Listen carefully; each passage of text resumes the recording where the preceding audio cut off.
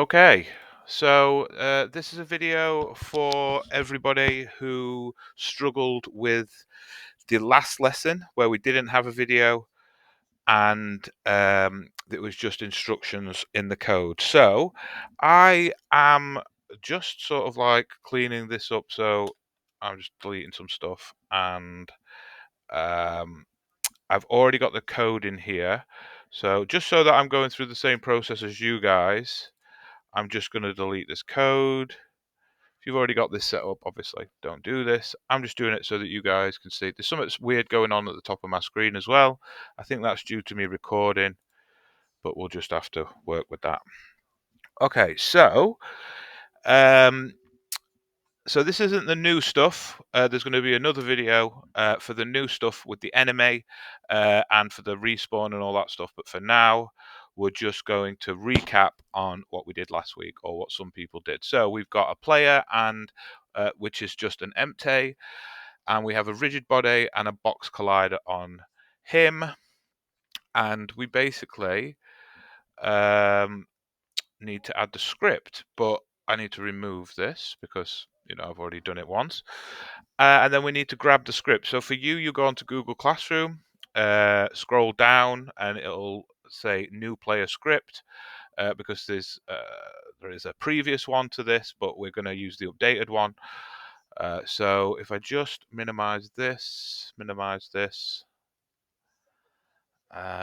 is this?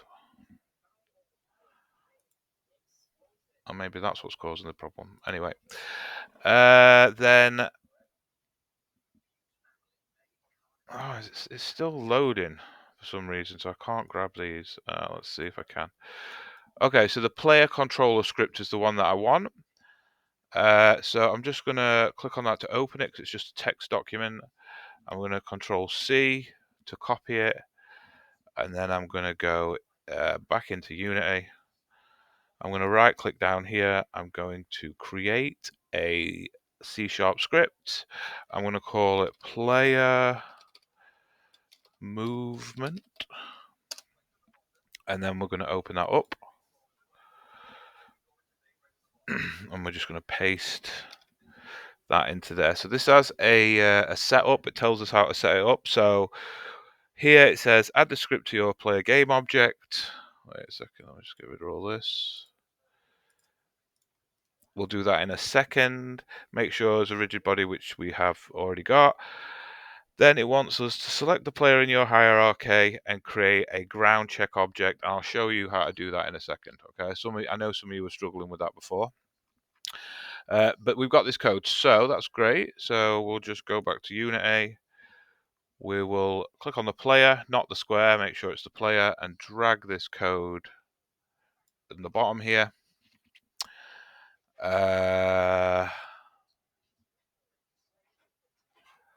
Okay, why hasn't that got the...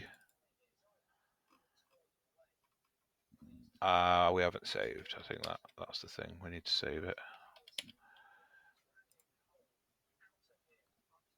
So once it's saved and updated, then yeah, now we've got the all the parameters that we need. You've just got to make sure you Control S to save. Right, so we've got a move speed, a jump force, a ground checkpoint. That's what we need to create. So we'll click on the player, right click, create an empty, and we'll call it jump check. We're also going to use this to detect enemies as well. Jump check, and we want to put that on the position minus 0.5 on the Y, and we can see that there, that it's moved, and that's going to detect for us. Right, so we click on the player again, come down here. Now it needs that transform. So in Unity's really annoying thing, if I click on square, it's going to take me to that object. But sometimes we need to sort of drag between this or use these to drag in a location or whatever. So what you do is you just click and hold. Okay, so I want to get this jump check, but if I just clicked on it, I've now lost that option that I need. So if I go to player, jump check, click and hold, drag this in, scroll down, and then put that there.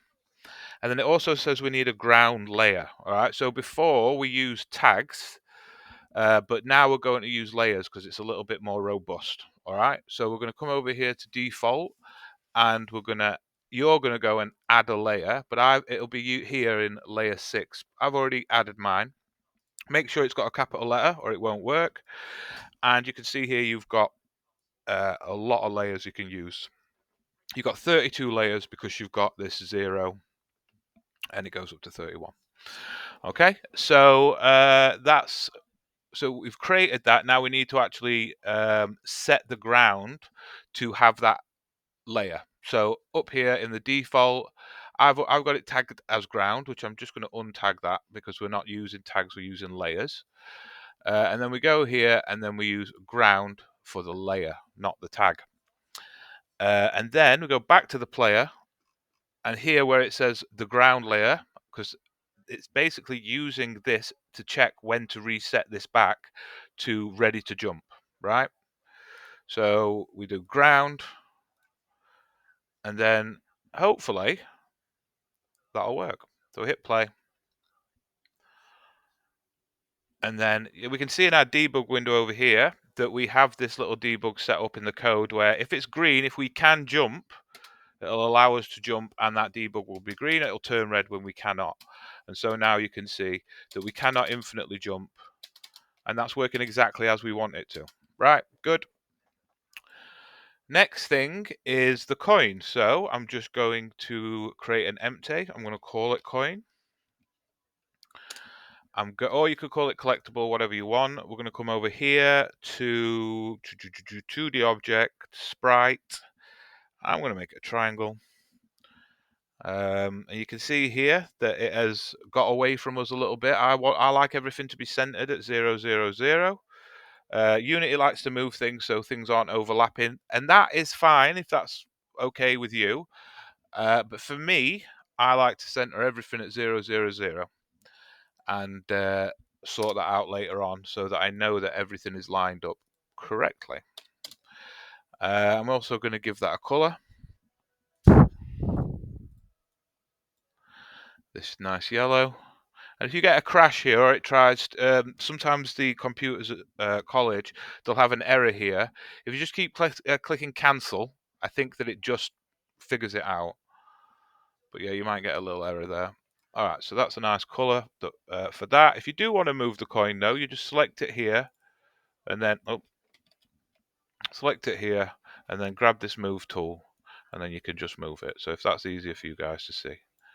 But you can see now that the position of the triangle, this thing is still 0, 0, 0 because it's parented here. So the triangle 0, 0 is the coin, whereas the coins at 0, 0 is the center of the scene.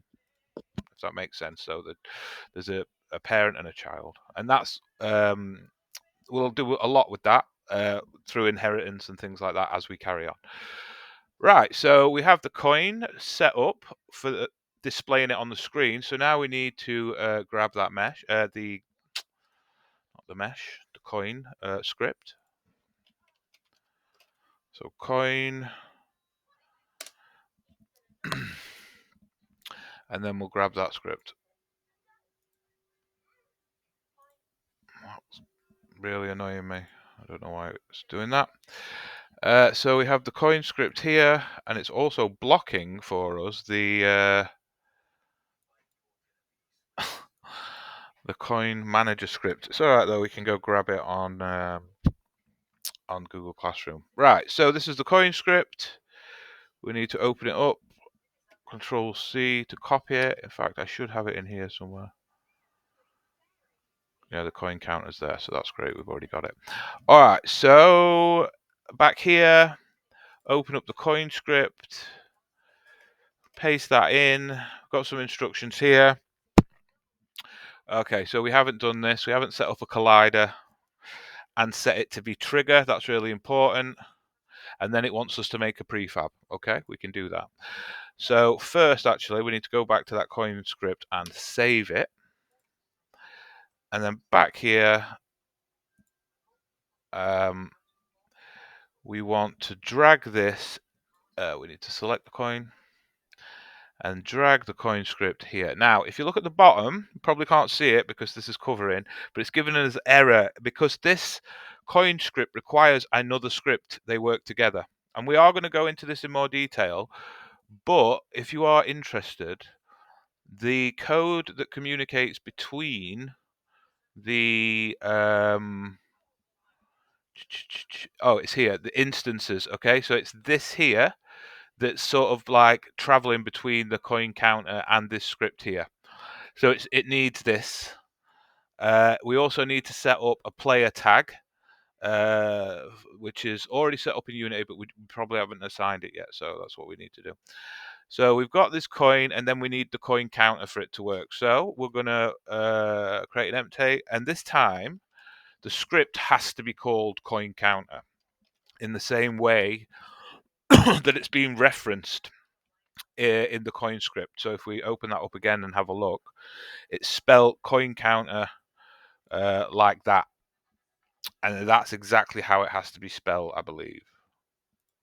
Or it's gonna, yeah, it's gonna cause us problems. So we've done that there, but that's not the script. So we'll create a script and call it coin counter. So you see now it's changed. The error's changed down here because it now has the coin counter, but it doesn't have an instance of it in the world, which actually it will have here because this is our coin counter empty, and we're going to attach it to this. So the coin counter, there has to be, can't add because the script class cannot be found. Again, I think it's because we've not saved it. Oh, we've not implemented it. That's why. Right. So I'll just go back to my text file. It's here already. Control C, and then coin counter. Open it up, and then there we go. Control S. Let's have a look at this. What it says. So we need to make a game object UI, which we'll do in a minute. Then we need to set that up. I'll show you how to do that, and then. Oh, that's the coin, and then the manager is just telling us that we have to put something into the actual game. You can read through that if you want. So we've got the coin counter. Is it saved? Yes, it is. And now we don't have any errors down here. We need to place it into the game though. So we'll get the coin counter here. This shouldn't give us an error anymore. It doesn't. And then it wants some text. So let's go do that. So don't create this as part of this coin counter empty. That's just something that's completely empty in the scene. Instead, what we want to do is we want to create another empty, and we'll call this the UI. UI. Like so. And then we'll come down here and we'll come to the UI, legacy like it said, and then text. Now this creates two things. It creates a canvas and it creates the text. First, click on the canvas and then press F. And what you'll see is that this replicates a full-size screen. And so wherever we place this now, if we go to text and then just move this, you'll see this square represents our screen. So if we place it here, you can also use this, I believe, to align it or anchor it to a point. So we'll anchor it to the top left here. And that's got to do with resizing HUDs when you are in a finished game, stuff like that. But we're not going to worry all too much about that now. It's more of a polish thing. I always set the text to be a couple of hashtags. You can set your own font, but we're not going to do that. You can change the size here though, and I believe the color. Yeah, the color, which is here. So I think we've set that up. So we never gave Now, right, so if we want to get back to the size of our actual screen where we're working down here, we can just click on the player and then hit F. And then it'll zoom us back in and we can just zoom out. All right, because we're working on quite a small scale here. All right, so if we click on the coin, we have to add a circle collider 2D, and we need to set it to be trigger, is trigger. Let's move it down a little bit so we can definitely collect it. I believe everything's set up in the coin counter. We don't really need to change anything. It should set the text up for us and everything. Oh, we haven't set the player to have the player tag. I don't think. So we'll go player. Yeah, he's untagged. So there is already a player tag. So just select that. You don't need to create that for yourself. And then we'll hit play. And I think that should work. No, for some reason it hasn't worked.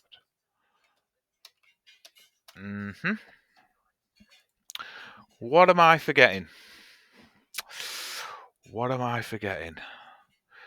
The player has collision and a rigid body and box collider and all that.